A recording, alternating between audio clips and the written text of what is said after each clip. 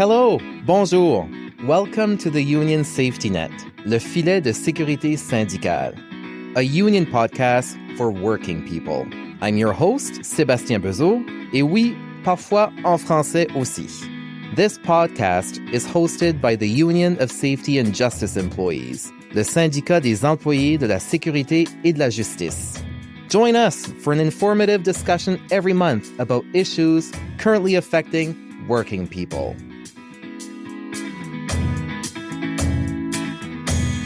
On this episode, we're leading a conversation about member engagement with 4 local leaders from across Canada. L'organisation syndicale, c'est tout un art. Pour en parler, j'ai ici en studio 4 membres du SESJ qui s'impliquent à divers niveaux dans le syndicat depuis plusieurs années. Nous allons nous tourner vers eux pour nous informer de leur parcours, échanger des conseils et, comme on dit en anglais, best practices for membership engagement. So with me today to talk on how do you build a strong local, how do you foster membership engagement, I've got Sandy Berthelotte from Quebec, Tom Lingard from the NCR, Caroline Moret-Gregan from Miramichi, and J.R. Legault from Ontario. So to all 4 of you, welcome to the Union Safety Net. I'm really grateful for you to join us. And Caroline, since you're the one joining us virtually, we'll begin with you. So peux-tu nous dire combien d'années d'expérience que tu as au sein du mouvement syndical, puis quel est ton rôle au sein de ta section locale? Alors maintenant, je peux dire avec fierté que ça fait 15 ans que je suis impliquée au niveau du syndicat. J'ai présentement le titre de présidente de la section locale. OK, ben t'as l'air trop jeune pour avoir 15 ans d'expérience. Qu'est-ce qui t'a motivé à t'impliquer au sein de ta section locale? Lorsque j'ai commencé, oui, j'étais très jeune. Premier emploi dans un mouvement syndical. Puis, j'ai vu que plusieurs de mes collègues, ils connaissaient beaucoup la convention collective. Ils connaissaient les articles, ils connaissaient, les congés pour la famille, ils connaissaient les accompagnements d'accommodation, tout ça. Puis moi, je connaissais rien. Puis je me suis dit, si je veux faire une carrière ici, il faut que je me débrouille, il faut que j'en sache plus. Alors, c'est là que je m'ai impliquée, puis j'ai commencé à suivre la formation, puis j'ai bien adoré ça. Intéressant. Ça fait la formation syndicale est vraiment quelque chose qui t'a aidé à t'impliquer. Puis pour nos auditeurs et auditrices, pour qu'ils sachent, Caroline, elle, est une employée de la GRC à Miramichi au Nouveau-Brunswick. On va continuer en français. On va se tourner vers la belle province. Alors, ma chère Sandy, si je me trompe pas, toi, tu travailles au sein de la Commission des libérations conditionnelles du Canada en tant qu'agent d'examen des cas. Qu'est-ce qui t'a poussé à t'impliquer au sein de ton milieu syndical? Merci de l'invitation pour aujourd'hui. Qu'est-ce qui m'a poussé? En fait, c'est arrivé comme peut-être beaucoup d'autres personnes, c'est quand que tu te sens lésé, tu décides de t'impliquer. Puis là, quand tu apprends que tu as été lésé, tu dis OK, ça arrivera plus jamais, fait que je vais m'impliquer. Je vais connaître ma convention et tout. Puis là, Astor, c'est quoi ton rôle au sein de ta section locale? Là, je suis rendue présidente. Madame Agnès-Ba. Ben oui, c'est ça. Ça fait 15 ans déjà que... Une autre 15 ans toi aussi? Ouais. Ah, OK, 2 personnes, 30 ans d'expérience au sein du mouvement syndical. OK, gentlemen, you have big shoes to fill. Let's switch it up here. So, Tom Lingard, you work at the Correctional Service of Canada. You're based here in the NCR. So we've heard Caroline got involved because, they had big collective agreements with the RCMP. Didn't really know much of it, got some education training. Now she's a local president. Sandy, like a lot of union members, got involved because of some injustice in the workplace. And again, 15 years of union involvement. How many years do you have involved within the union, and what got you involved? Yeah, so I've been at CSC for 15 years, but I just started... What is it with all the 15s here? Okay, but 2009, I guess, was a good year, right? I was the treasurer for 3 years, and I've now been the local president for 3 years. So I'm 6 years involved with the union. So. And what got you involved? So since the start, what really got me involved was I'd walk by the elevators and there's a little notice board, and it said, free pizza and pop for an AGM. So that's when I started showing up, and eventually they started, hey, we need a treasurer, and you do Excel spreadsheets, so why don't you be our treasurer? And that's what kind of got me hooked in. Interesting. So we see the value of bulletin boards. It does pay off, and that free pizza and pop will attract some members to their union meeting. So last but certainly not the least, JR, you also work for Correctional Service of Canada here in Ontario. What's your role within your union, and what got you involved? My role currently is local president. So what got me involved was actually at the time, the local president, that was probably 9 years ago, asked me to come on because she wanted me to be part of it. And at first I was hesitant. And then, I was president 2 years later. But it's because I like to be in the know. I like to make sure things are going, they should smoothly. And I always feel like I should be more probably, if there's a problem, I should be part of the solution, not the problem. So that's kind of why I'm in the union. Yeah, that's a good call.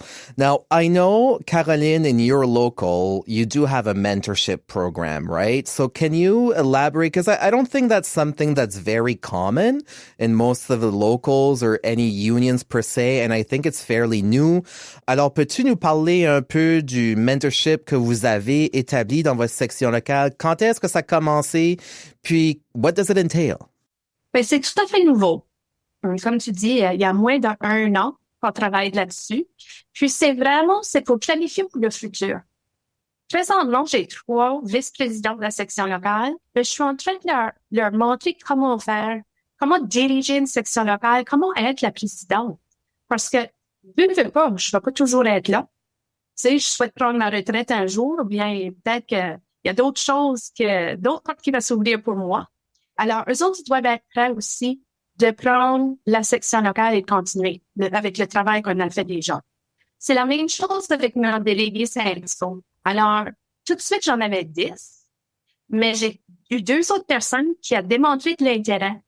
Puis je me suis dit, OK, vous montrez de l'intérêt, on va vous mettre comme un petit programme on va vous montrer c'est quoi, comment ça fonctionne, puis vous pourrez décider si c'est vraiment quelque chose que vous voulez faire avant de s'impliquer au complet.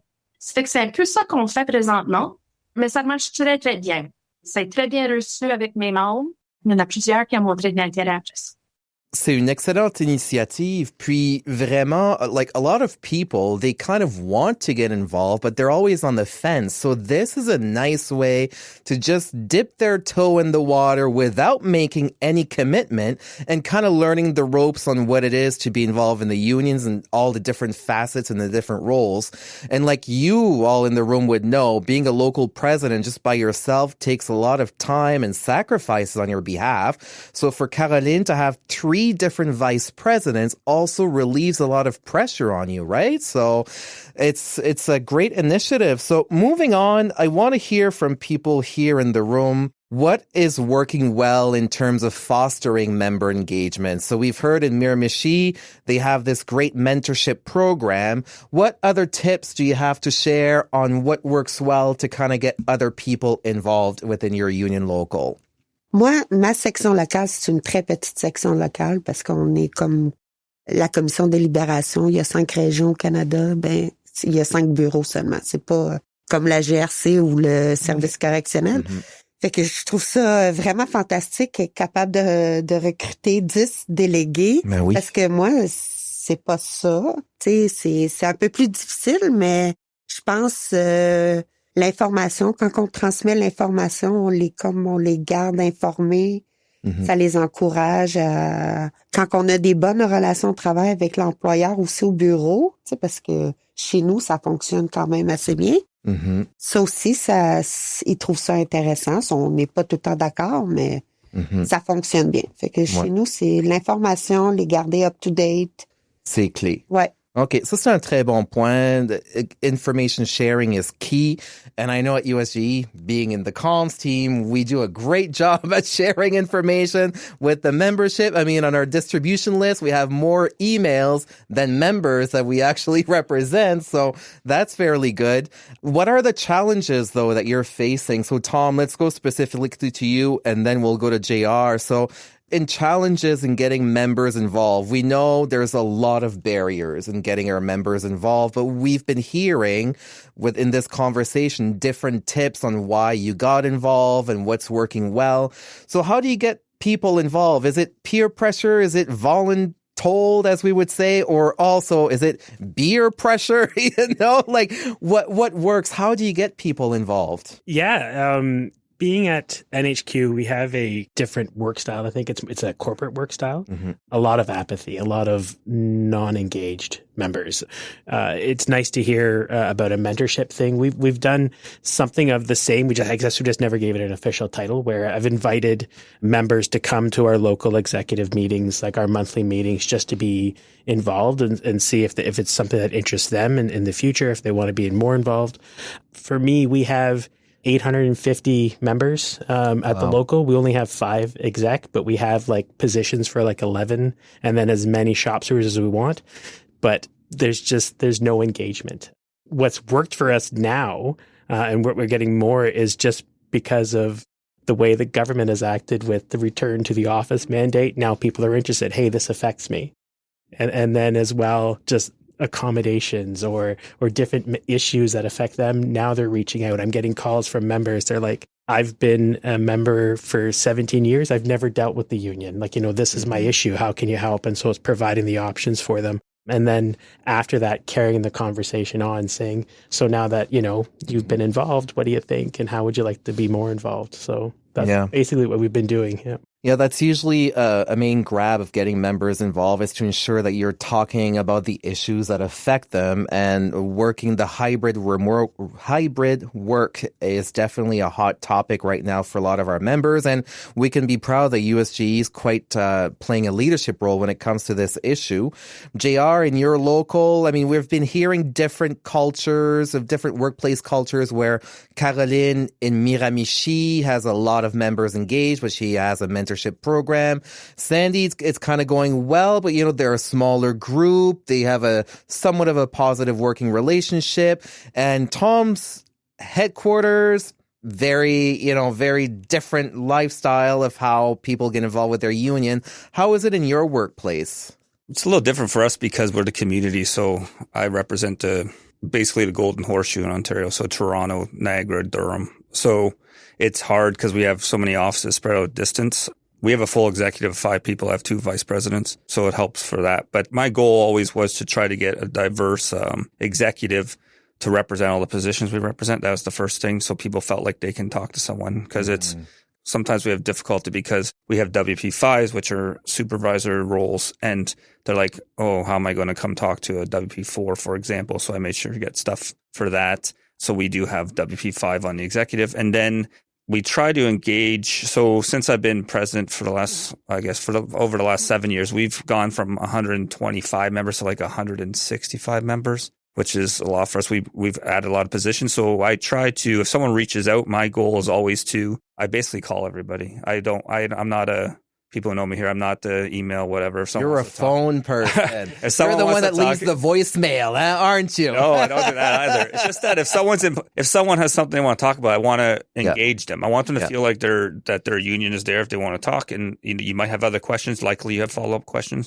And then right now we're trying to be very diverse and trying to get more young workers, get racialized members, try to get a diversified thing and say, hey, do you want to be I don't have any eyes and ears at this office. Are you interested in being a steward? You can just, you can just take the basic training and learn some stuff. And that's how we're starting to get people. So, because eventually, I'm going to be out of here. So someone's got to take over. So who's going to do it? That's what we're doing. Right.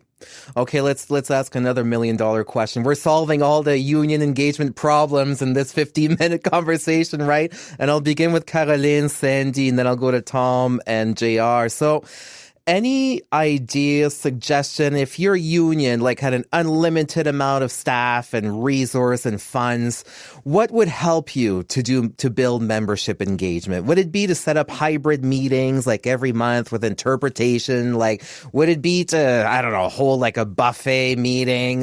What in your mind would help build member engagement if you had access to all the resources you could have access to? Caroline? I'm going to answer this one in English. I'll be very honest. I think USGE, we're kind of paving the way for other components, because one thing that really helps a lot that we're already doing is paid training. Mm-hmm. So when I approach my members and I say, the PSAC is offering this TUB course this weekend, It's the Talking Union Basics. You're going to learn what the union is, where it started, what we're doing, how we negotiate and get things in our collective agreement. They go, maybe. But when I tell them, you know what? We'll also pay your salary. They're saying, oh, okay. Because they feel like they're not giving up their weekend for nothing. I'm sure they're getting education, but time is precious, right? So we're already doing very well on that. And like I said, I think we're paving the way for other components there. For anything else, food and training, I think is great, which I feel like we're already doing. So That's good. That's good. And a lot of people were nodding their heads when you were speaking on that. And I'll even give you a preview of something that the comms team is working on. It was a suggestion, actually. We love to get suggestions from our members. And it was about the TUB course, the Talking Union Basics. Like, not everyone can give away their weekend. But that information is key into getting members engaged and involved in their union. So why don't you do like a lunch and learn? Only half an hour, like, yes, we can do that. We can do it at least once in English, once in French. You record it, and then you can share just this 15 to 30-minute video that talks about union structure, how to get involved, how to understand your union, so they can just watch it and listen to it at their leisure, not give away, an entire weekend. Sandy, t'as-tu l'idée d'or qui pourrait aider à faciliter l'engagement de nos membres? Ben, Caroline, elle a vraiment raison. Ouais, hein? Les formations payées, la bouffe aussi, Mais je pense aussi les gens ont besoin de sentir que c'est le fun aussi. Tu sais, que c'est pas juste on fait des griefs, puis that's all. Tu sais, on a la CSST, on a plein de petits départements où des fois, on a besoin des experts. Mais aussi, comme là, cette semaine, on est la rencontre nationale des présidents. Ouais. Ben, c'est le fun, tu sais, on se voit, on se connaît un peu plus. Mais je pense que les membres ont besoin de voir ça un peu plus aussi. Ouais. Tu sais, c'est beau de la formation, mais aussi, je sais pas, des petits tirages d'articles promotionnels ou... Ben ouais. Tu sais, ça, on dirait que ça les encourage. Ah oui, il y a quelque chose qui va être tiré, m'a participé. Ouais. Non, il y a la camaraderie, puis aussi le réseautage. On devient vraiment une famille, le mouvement syndical. Puis c'est comme tu dis, c'est le fun. On était juste dans le lobby de l'hôtel, puis là, tu voyais les présidentes arriver. Puis c'est comme, c'est le fun. On se voit peut-être une fois chaque 2 ans, mais ça fait du bien de se voir. Puis tu tisses des liens de famille. On est timide au début, hein. Quand on commence à être délégué, on est timide, ou quand on veut s'impliquer dans la section locale, on est comme un peu timide. Mais là, quand tu vois que c'est le fun, c'est convivial, ben là, tu dis, finalement, on va peut-être m'impliquer un peu plus. T'sais. Ouais. J'ai eu du fun l'autre soir. Je vais m'impliquer. Ah oui, puis c'est le fun, je voudrais, de chialer entre familles. Ah ouais. Hein? On aime ça, bavasser. 15 ans. So Tom, in your workplace, national headquarters, it's really a different culture. So what would work best if you had endless amount of resources to kind of foster that membership engagement? My dream list would be, I guess, activities where we can just network and get to know each other more. Like, have like Sandy was just saying, like trivia nights or a movie night, or something where people from across different sectors, different divisions can group up and meet up and learn more about what we do. Like in my experience, I've worked in many different sectors within CSC, so I can use that experience when dealing with different issues. But some folks, they stay in their role for a long time, and maybe it's good to get out and talk more and see more, and especially now that we've all come back. But here in Ottawa, it's such a huge region. Like, to get somebody from Orleans and Canada to come in to do something, right? You have to make it worth it. And if they have children, well, if it's going to bowling, bring your kids. If you maybe offer that free event where you can bring your family and meet other coworkers, and of course, put some union information on the tables. But JR, in your, in the community sector, any tips of what we could make your life easier to foster membership engagement? This is something we're working on right now, actually. It's funny that you brought it up, but sort of like we're talking about is we're trying to think of something, because you're talking about Orleans and Canada. Well, I can tell you that it's a further distance for some of our guys. So we're trying to get some type of event. We've been working it through as an executive, but then we talk about like Should we be using union funds for that? So it kind of comes into a conversation, and things aren't necessarily cheap. We want them to bring their families or definitely their plus ones, whoever it might be. We talk about Wonderland or maybe renting a boat cruise or something. So we're trying to work on something. But yeah, it's difficult, I'll be honest. Yep. But it's definitely key in trying to figure out what works for your specific locals. I know in Miramichi, we'd all go tubing down the river, eh, Caroline? It's not that simple everywhere else. Now, let's end on a positive note. We all know taking on union responsibilities in addition to your regular work and your, family life, if applicable, it's a huge commitment, if not a sacrifice. Have you had a moment or interaction that made you feel like all your work was worth it? And we'll go to Caroline, then to Sandy. Alors, ça fait 15 ans que tu es impliquée dans le mouvement syndical. Je suis certain qu'il y a des bonnes raisons, il y a des bénéfices, mais quel moment, quelle histoire peux-tu partager avec nos auditeurs et auditrices? Pourquoi est-ce que ça rend tout ça vraiment comme si ça vaut la peine? Pour moi, personnellement, c'était la grève. De voir comment l'exécutif de ma section locale s'est organisé. T'sais, ils ont fait les listes pour leurs équipes, ils ont rejoint les membres, ils ont fait les cédules, ils ont décidé les points qu'on allait faire, les lignes de piquetage, tout ça. Puis ils ont tout fait ça sans mon aide. Parce que moi, dans le monde de la grève, j'étais la coordinatrice régionale pour la région de Miramichi. Fait que j'avais pas eu le temps nécessairement de m'occuper avec ça. Mais je leur ai fait confiance, puis ils m'ont démontré à 150% comment ils étaient capables. Alors, pour moi, ça, c'était le moment que j'ai dit, j'ai réussi. Ouais, tu as été capable de vraiment construire une section locale, vraiment de prendre soin d'elle-même. C'est excellent. Sandy? Moi, je dirais, encore une fois, on est une petite section locale. Je me considère aussi plus une déléguée sociale que... J'en fais des griefs, mais peut-être moins qu'au service ou à la GRC, mais... Moi, c'est quand on trouve une entente. Ouais. Qu'on ferme un grief. Ouais. Tout le monde est satisfait. On a discuté. Puis, quand tu as des bonnes relations de travail avec l'employeur, c'est pas tout le temps parfait, mais c'est plus facile. Oui. Ça me donne le goût encore de travailler avec eux. Tu sais, parce qu'il y a pas personne qui veut être fâché. À tous les jours, ça draine. Mais juste régler un grief, t'es-tu content? Content, tout le monde est content. On tourne la page, puis... Non, c'est vrai qu'il n'y a pas moi, de je trouve prix. ça Quand satisfaisant. tu peux résoudre un grief, là, ouais, ça, c'est vraiment... Puis quand t'es gagne 10 ans plus tard, c'est encore... Ben ouais. Ça, c'est le summum. C'est justement ça, parce que ça fait 10 ans que t'attends pour. Tu Ouais, sais, c'est là. Tom, what keeps you getting involved? Why are you still involved with the union? What was your aha moment? I guess it's a lot of little moments for me. It's being there for the member just to provide them options when they think that a lot is getting at them, like either through work or life or whatever's going on, and decisions are made and they feel out of control, and then they come and they just want to know, they just want somebody to listen to them, know that we're here for them. And that kind of, I guess, fills my bucket, right? Like that, Yeah.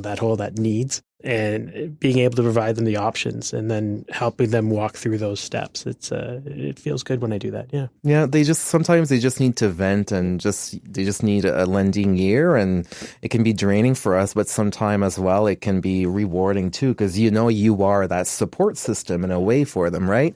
JR, what was your golden moment? Why are you still involved after all these years?